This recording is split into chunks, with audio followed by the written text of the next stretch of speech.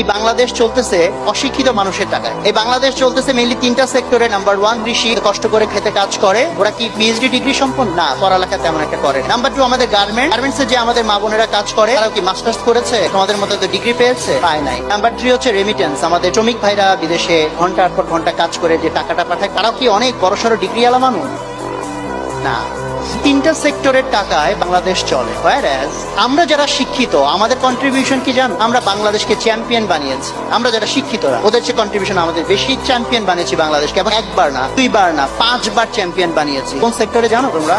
দুর্নীতিতে। এটা কাদের অবদান? এই যে খেতে কৃষক কাজ করে ও করছে দুর্নীতি, গার্মেন্টস এর মেয়েটা করছে, শ্রমিক ভাইটা করছে, করে নাই। কে করেছে?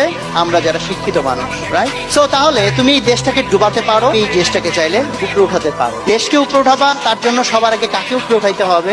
নিজেকে।